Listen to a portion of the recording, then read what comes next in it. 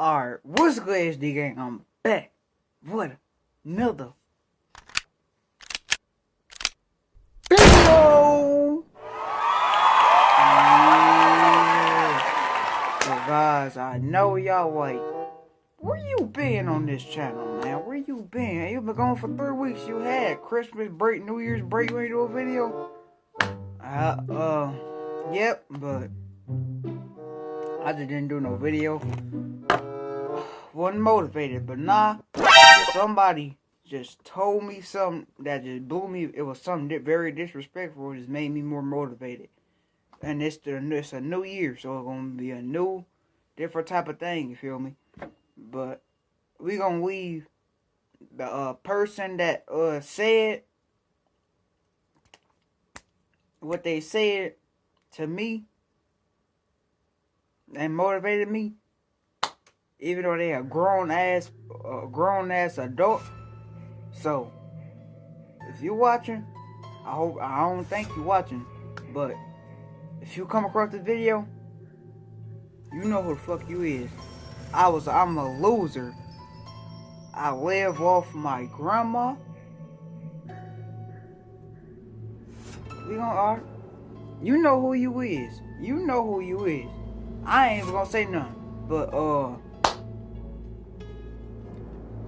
I'm sorry about that. I just had to get something off my chest, you feel me? That shows you guys that I'm really about to be consistent, motivated, everything. I don't know about every day, but it's gonna be like every other day on this channel, because I might start making this channel like work too. Red Dead Redemption on my main channel, that will be up this weekend too. And I promise you that, because I'm motivated than ever. After the person who said what they said, that motivated me even more. But we got Mr. Nightmare back at it again. I'm gonna do like 3 videos today. If not today, probably gonna be like 2 today and like another one like tomorrow. But I recorded all 3 of them today. So if they all don't come out today, it's because I probably getting edited or something. But we got 3 scary, true, crazy X horror stories. Nah, I don't got no X story, because I never had a girlfriend before. But if you understand me, you get what I'm trying to say. You get what I'm trying to say. But comment down below if you got some crazy X stories, you feel me? About y'all crazy exes, whether you're a female or male. But get y'all snacks together. I got me some hot frogs, some hot puffs, and some lemonade. Then I got this. Hope you got y'all snacks, my guy. And let's get to the video. Mr. Nightmare, we're not sponsored. I've had 3 girlfriends in my life. My current girlfriend, who I've been with for 3 years happily. My first girlfriend in college. And my second girlfriend, Kelly. Kelly was someone who put me through hell emotionally and sometimes physically. I'll start from the beginning. Kelly and I matched on Bumble. And upon seeing that we both attended the same college, we based our conversation off that and any people that we may have mutually known. After seeing each other for about a month, we made it official, and we dated for about 6 months. Like most relationships, at first everything seemed great, and we got along fine. Until you see the illusion color. of being a happy couple faded after a few months, Until you when start Kelly seeing would her start true. becoming very controlling. Until you start seeing her true color. You know what I'm saying, y'all? Without first get a girlfriend, don't be going too crazy on it. Don't be spending all your damn money, all that. You wait. Wait to see how she act for real. And downright obsessive over knowing what I was doing at all times. The longer we dated, the more I realized she didn't have many friends at all. Maybe 1 or 2, that's about it. So when I would go out to see my friends on the weekends without her, she would always obsessively text me every 15 minutes asking me for proof of where I was. If I were ever to be at a bar without her, she'd throw a fit. She'd make me share my location with her after 4 or 5 months of dating. It got to the point I couldn't handle it anymore. She had too much time on her hands to worry about what I was doing constantly. I couldn't even go see my friends without constantly being attacked and interrogated by her. But one night, things escalated far worse than they ever had. Admittedly, I ended up at a bar and very drunk with a group of my drinking buddies. We started at my friend Kevin's house, and I didn't intend on ending up at a bar. When I got home, Kelly was waiting in front of my mom's house for me, with a batshit crazy look on her face. This was one of the first nights that she laid hands on me, repeatedly hitting me while screaming I'm a dirty cheater and other insane things, all while outside causing a scene for the neighbors to hear. After I had to grab her arms to get her to stop, she shouted things like, "Get off me, I'm calling the police." So I let go and told her we're done. This was officially when I broke up with her, and her response was not good. Every single day, I received paragraphs upon paragraphs, ranging from angry to alleged regretfulness back to angry. Eventually, I felt more comfortable blocking Kelly for a while, but that wasn't the end. Get a restraining order on that bitch right now. Move. Did he say she was out front of his mama's house or his grandma? Or either one. Tell them to move too, cause it's over with. One of my friends who followed her on Instagram still sent me a screenshot of the picture she posted with this big, ugly, muscular guy who looked like he wanted to kill the person taking the picture. I made a joke to my friend saying, "Wow, I see she upgraded." Kelly did the unimaginable though. I was all cozy in my bed, in the perceived safety of the house. I was home alone, as I usually was living in my parents' house. That was when I heard a pounding at the front door downstairs. I jumped out of bed and went out to the living room to listen. There was a man's screams from the other side. He was screaming, "Open up, pussy." I didn't acknowledge him. I didn't want him to know I was home. Then some random number was calling my phone. When I didn't pick up, I got a text from someone threatening to kill me and telling me to open the door before he breaks the window. I ignored these and called 911. I heard glass breaking from outside. I looked out my window, and I saw a familiar, huge bearded guy right by my SUV. He was smashing my windows. I recognized the guy to be from Kelly's picture. As I was on the phone with 911, I explained that my crazy ex-girlfriend sent her current boyfriend to my house to threaten me, and he was currently damaging my vehicle. I answered a bunch of questions as police were en route. All the while, the man kept screaming things from outside and pounding on my door and sending threatening texts. Police showed up surprisingly quickly to my relief, and they caught the guy still in front of my house. They saw him step off the front stoop after he saw the cop car pulling up. I went outside right away and showed the police my car and the texts. And the big, roid-raging man was still yelling at me that I'm gonna fucking pay for talking shit about him to Kelly. I told him I hadn't spoken to Kelly in months, and he said, "Oh yeah, what about the texts?" as he was in handcuffs already. I said, "What texts?" and he accused me of being a bullshitter. So after he was brought away in one of 2 police cars, I gave the second police officer whatever information he needed of the situation between Kelly and I, and he told me I had a good case for harassment and should definitely file for a restraining order immediately. He told me to head to the precinct the next day, which is what I did. But I also unblocked Kelly and asked her what she said to her boyfriend and why. And after she responded claiming she had...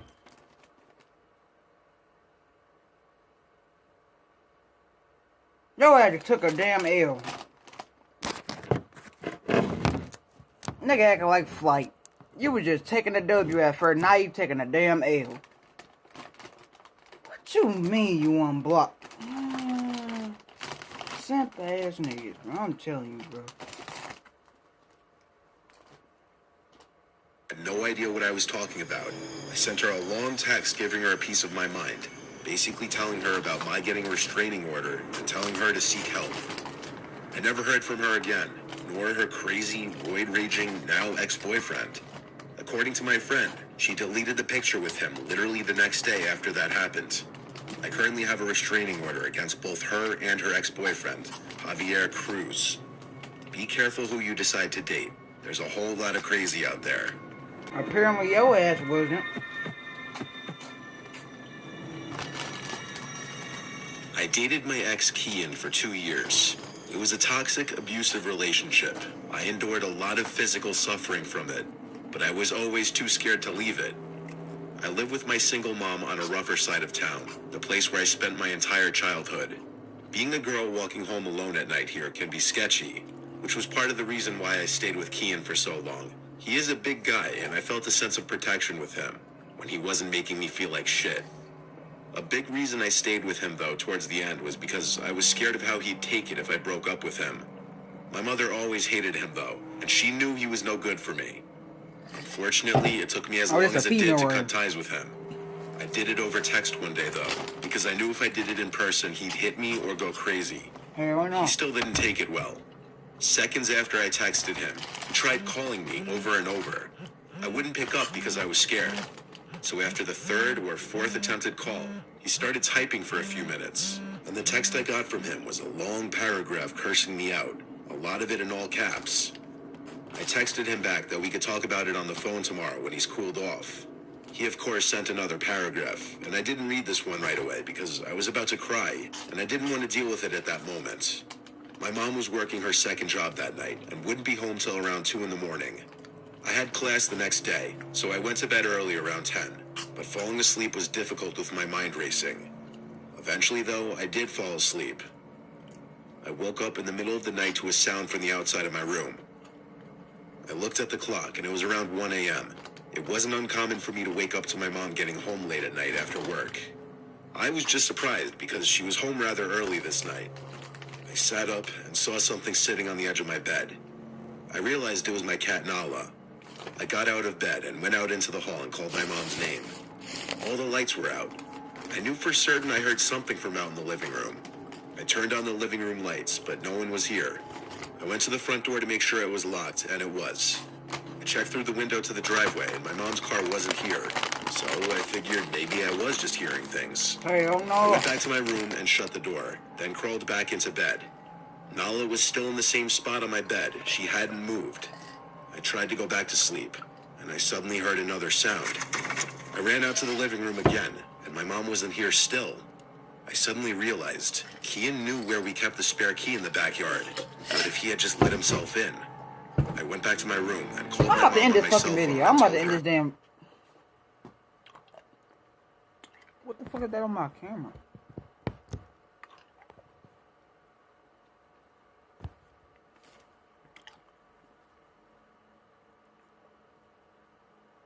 I'm about to end the damn video. What the fuck you mean he knew where the fucking spare key was at? Nigga, I don't care who you is. I don't care. We've been dating for a whole year. Nigga, I'm not about to give you no key to my damn mama house. The hell? I'm not about to tell you where them damn spare key at. Why the fuck you got a spare key in the fucking first place outside? Nigga, climb your ass through the window if you can't get in the damn house.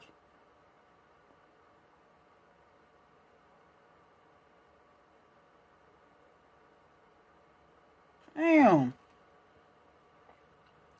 If you can't, if the damn window look up how to do it, cause I remember I did it before.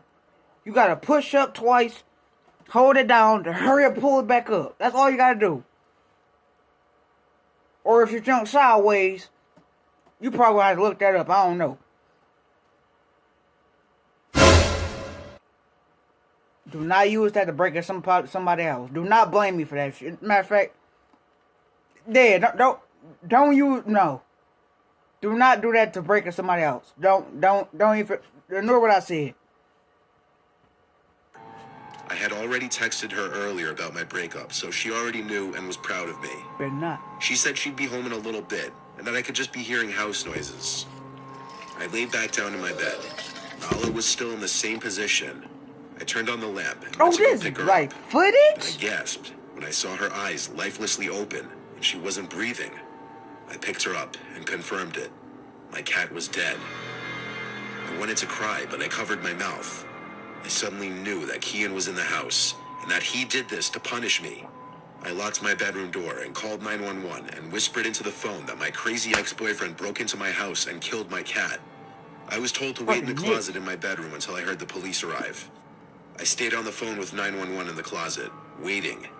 At any time during this, the front door to the house could have opened and closed, and I wouldn't have been able to hear it. Eventually, the 911 operator told me the police were there. Apparently, the door was unlocked because they let themselves in. That meant Kian had probably just left. I went to the living room to find 2 police officers.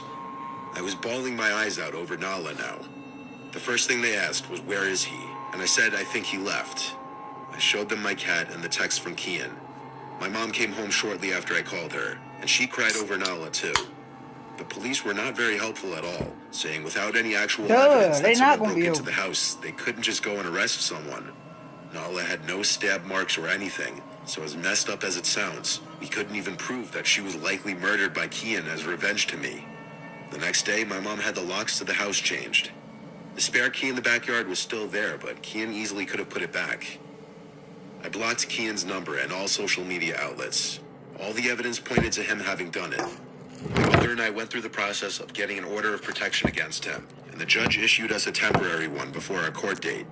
The last time I ever saw Kian was in court, where thankfully the judge determined that the order of protection would remain in place. I still often think about how the first time I went downstairs, Kian was probably somewhere in the living room, hiding and watching me.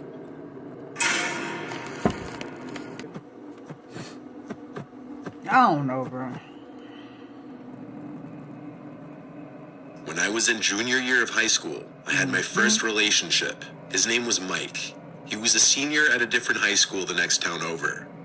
We met through Facebook. He messaged me and we started talking from there.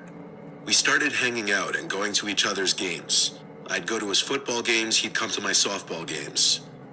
We officially became boyfriend-girlfriend after a few weeks. Since we were in high school, though, we didn't go on a lot of traditional dates like dinner or drinks. We were just kids still. Our dates usually consisted of getting burritos, going for drives, or hanging out at his place since my parents were always home and made it awkward in case we wanted to do anything. The best way I could describe Mike, he was a bit of a hothead. He was big for a 17-year-old, that's why he played football. But he didn't hang out with the jocks. He hung out more with the stoner crowd and the regular crowd. At least that's what he told me. I didn't go to the same school as him, so I didn't see who he was with during lunch. I also didn't really meet a lot of his friends. We mostly hung out just the two of us, as opposed to group things. Since he lived kind of far though, and I couldn't drive yet, it did get annoying. And truthfully, I started to develop feelings for this boy, Andrew, at my own school in my grade. Around the same time, I felt myself losing interest in Mike. I wanted to test things out with Andrew, so one night when Mike was asking to hang out, I asked him to pick me up so we could talk. He knew right away something was off when I said that. When he picked me up, we went for a drive, and I told him that I think we should take a break. He refused to accept that I was serious, and angrily demanded to know what he did. When I told him it's just that I felt the spark wasn't there anymore, he got so mad that he punched his dashboard, leaving a big indent in it. He started yelling and scaring me, so I was about to get out of the car, but he stopped me and put his hand on my shoulder and said, "No, no, no," and then asked me not to leave. He told me he's just angry, but that he'd drive me home. He put the car back in drive and started driving us. As we drove, he kept getting angrier, as he kept asking for more details of what he did wrong. He started blowing stop signs, and that's when I realized we weren't going in the direction of my parents' house. I asked him to pull over and let me out, and he yelled no. We were approaching some wooded area, and that's when I started getting really scared. I had never seen him like this before, but he was showing me a crazy side of himself. I got out of the car when he stopped it on the side of some quiet road. He yelled for me to come back, but I didn't. My mom came to pick me up. Mike sent me an apology text later that night that I didn't respond to. 2 nights later, I left my house to walk to Andrew's house, who I had plans to hang out with. He lived only 2 blocks away from me. On my way there, I spotted someone across the street, not too far behind me, walking about the same pace as me. They were wearing a hoodie with the hood up. I couldn't see their face. Foot traffic on our block wasn't too common, but it also wasn't super weird either. The closer I got to Andrew's house, the closer the person across the street got. As I continued up the street, I turned again and saw the person was now on the same side of the street as me. My heart started to race. I started walking faster. According to my phone, Andrew's house was coming up just on the right. I texted him to come outside, please, because I think I'm being followed. He replied back, okay. I turned one more time as I heard the sound of shoes running on the sidewalk approaching from behind me, and I saw the guy in the black hoodie running at me. I screamed and ran as fast as I could for about 5 seconds before seeing Andrew run to the front of his house in confusion. I turned around again and saw the guy in black running the opposite direction down the street. I keep saying the guy in black, but I know it was Mike. That guy had an identical height to him from what I could tell.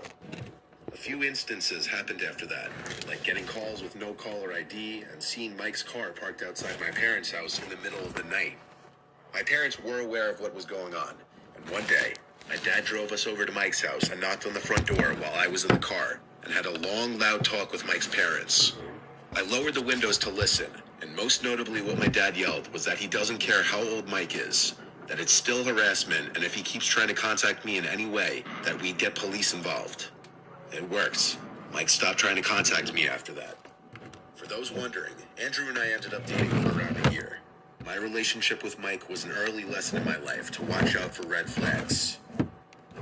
Yo ass. That's the main thing you should be fucking looking out for in damn relationships. She. Yo ass could be dating a whole damn serial killer you don't even damn know. Cause your ass wasn't even paying attention or wasn't even thinking about nothing. Damn, ain't gonna be thinking about nothing killing your ass. That's what they gonna do. Shit. But alright guys, it's gonna be the end of the video, you feel me? Damn, nose itch. 2 more videos. So, yeah, comment, like, and subscribe, and I'll see you guys in the next one. Peace!